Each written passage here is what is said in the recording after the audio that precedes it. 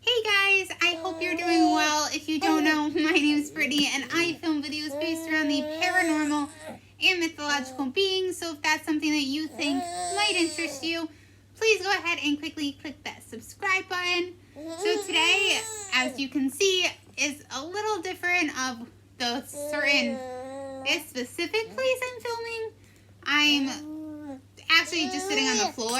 Fun fact about me, I will often sit on the floor over a piece of furniture, which is, I guess, kind of strange.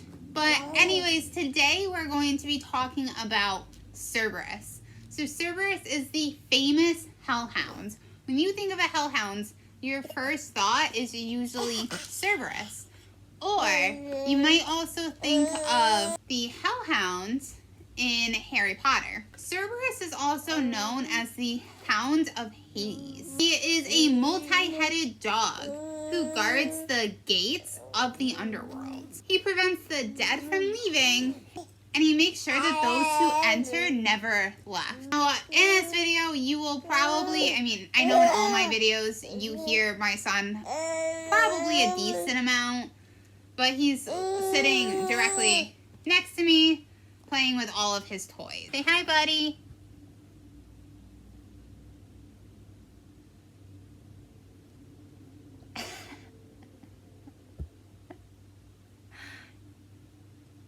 Don't mind the destroyed cat tree. We get the cats a new cat tree every year, and they always end up very quickly destroying the legs of it because we have 3 cats, so it gets destroyed rather quickly. Now, anyways, so Cerberus was a child of Typhon and Ignita. So that word, her name, I don't really know how to pronounce. I struggle, I feel like, the most with Greek names. His family, though, included Orthus, who was the 2-headed hound who guarded the cattle of Geryon. Also the Ionian Hydra and the Chimera. Father Typhon was a huge fire-breathing dragon. It was said that he had huge glowing red eyes, 100 heads, and 100 wings. Everywhere Typhon went, he spread fear and disaster, and the gods were actually afraid of him. His mission was to destroy the world and put obstacles in Zeus's path to the kingdom of heaven. Now, Cerberus's mother was half woman and half snake, and she was known as the mother of all monsters. She had black eyes and the head and torso of a beautiful woman, and her lower body was a serpent.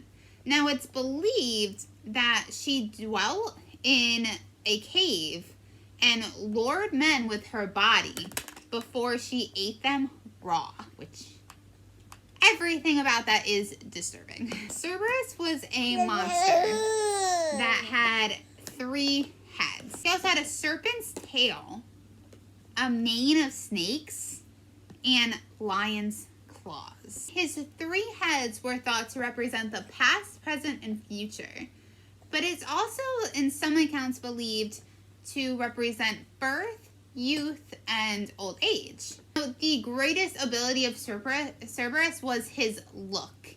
So his look was said to be so terrifying that when you looked him in his eyes, you would instantly turn to stone, which is a very common phenomenon, it seems, with Greek mythology, because with Medusa, her gaze was so terrifying that you turned to stone. It was said that he had razor-sharp teeth and a poisonous bite, and that the poison that dripped from his mouth would actually spring the plant known as wolfsbane. Now, another depiction of Cerberus is that he was 50-headed, relentless, and strong. It also said that he was a creature that fed on raw flesh. And another depiction of him says that he has twice as many heads, that he has 100 heads. Now, in art, though, he almost exclusively has 3 heads. However, he's often sometimes seen with 2 and occasionally only 1. Here it was said that Cerberus had 3 dog heads, and the rest of his heads being snakes spurting from his back, and a venomous one serving as his tail. Now, Cerberus's main role, you guys, was to be a watchdog for Hades.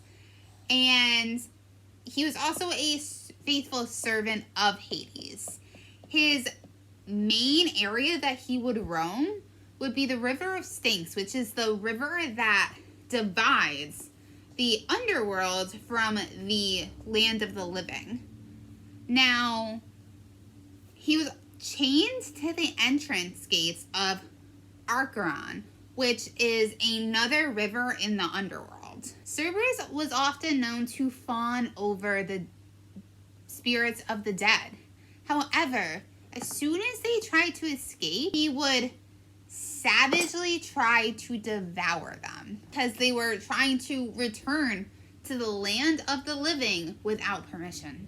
Now, Orpheus was a famed musician, and in the tale of Orpheus, he snuck into the underworld by lulling Cerberus to sleep with his lyre. So, that's actually funny because in Harry Potter, the Hellhound actually gets lulled to sleep, and that's how Ron, Harry, and Hermione actually find the secret passage door, and they go down that to find the Sorcerer's Stone. Orpheus was revered in Greece, and he was happily married to a nymph named Eurydice. So one day, Eurydice was bitten by a snake, and she actually ended up dying. Orpheus was so grief-stricken that he just stopped playing music. And one day, he looked at himself and was like, you know what? I'm gonna bring her back. Obviously, it's probably not what he said exactly to himself, but overall, he was like, I'm gonna go to the underworld, I'm gonna bring her back, I need her. So, he went to the entrance of the underworld, then he went and played for Chiron. So, Chiron was the ferryman of the underworld. He was this being that would take you across the river of Styx. So, even though Orpheus was living, because of his beautiful music, Chiron was basically like, okay, I'm going to take you. So he took Orpheus to the gates of the underworld. He came across Cerberus and lulled him to sleep. Hades and his wife Persephone told Orpheus that he could take Eurydice back to the land of the living under one condition. Orpheus was forbidden to look at her. Just before they reached the surface, you guys, Orpheus was so overcome with passion that he turned around and looked at Eurydice, which was a huge mistake. Eurydice instantly went back into the underworld, and because Orpheus broke the promise, his punishment was to be dismembered by Thracian Maenads, who were the female worshippers of Dionysus. Now, those of you who are not familiar with who Dionysus is, he is Zeus's son, and he's also the god of wine, essentially. Now, I'm not going to dive too much in on him because he's not like a huge part of the story at all, so we're going to keep going. So, when another hero named Aeneas visited the underworld, he had some help from Sybil of Cumae. Now, she threw Cerberus a honey cake spiced with a few drowsy essences. So Cerberus ate it and he fell asleep in no time. So apparently this animal really likes raw flesh and honey cakes, which is a very strange combination. One of the most famous interactions with Cerberus is with Hercules. Now, everybody knows who Hercules is. Most of you have probably seen Hercules, the Disney version. not exactly the way a lot of the Hercules myths go, but it's still a good movie. I still enjoy it. I remember, I mean, this doesn't have to do with this story, but I remember that I was sleeping over at my sister's the one day, and this was a while ago, you guys. So I was sleeping over at my sister's one day, and it was like, I don't know, like, it was early, like really early in the morning, like 1, 2, 3 o'clock in the morning.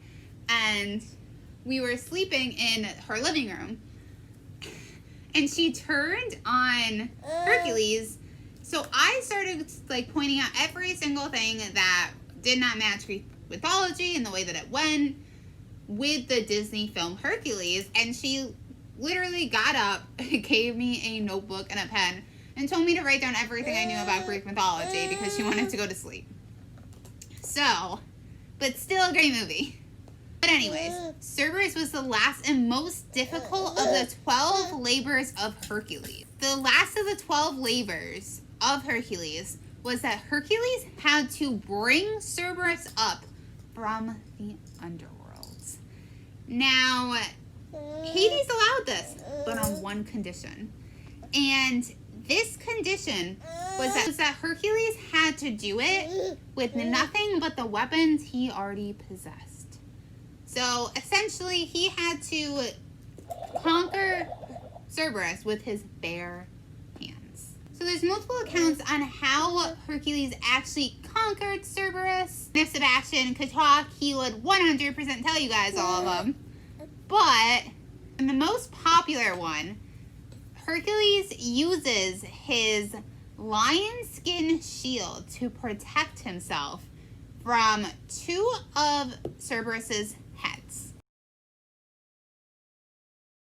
as he choked the 3rd one. Now, Cerberus then submitted to Hercules. Some say he submits, other one says that he passes out, and in this specific myth, Hades is still opposed to Hercules taking Cerberus. So he shot Hades with a stone point arrow. And in another version, Hercules does actually battle Hades and actually ends up winning. It's also said that Hercules was bitten by Cerberus's tail during their battle, but continued to fight anyways. Hercules brought Cerberus back to Eurystheus by dragging him with adamant chains. And Eurystheus was so horrified that just by the sight of Cerberus that he instantly hid his great jar. Before Hercules left the underworld, he rescued Theseus, who was bound to the chair of forgetfulness, daring to help Pirithous to kidnap Persephone. Now, the earth shook in dread when Hercules tried to rescue Pirithous, so he had no choice to just leave him there. There are a few accounts that say that when Hercules brought Cerberus back from the underworld, that he paraded him through Greece. Other accounts say that Hercules exhibited Cerberus and was met by crowds who gave him a laurel wreath and sang songs about him. Now, some believe that after a period of time, Cerberus actually was taken back to the underworld. Others claimed that Cerberus ended up escaping and returning to the underworld on his own. You guys, Cerberus is such an interesting creature. And there's only been a few different heroes that have actually survived encounters with Cerberus, which is pretty crazy. Now, I want to know what you guys think about this incredible being. And some say that he is still guarding the gates of the underworld today. So I want to know, what do you guys think about that? And what you guys think about him as a whole. So all the ways to contact me will be right down below, you guys. And if you like this video, please give it a big thumbs up. And if you have not subscribed yet, it would mean the world to me if you guys could hit that subscribe button. Also, if there's anything that you guys would like me to dive into, feel free to shoot me a message or an email. I would absolutely love to hear from you guys. And I hope that you guys have a great rest of your day. And I will see you next time.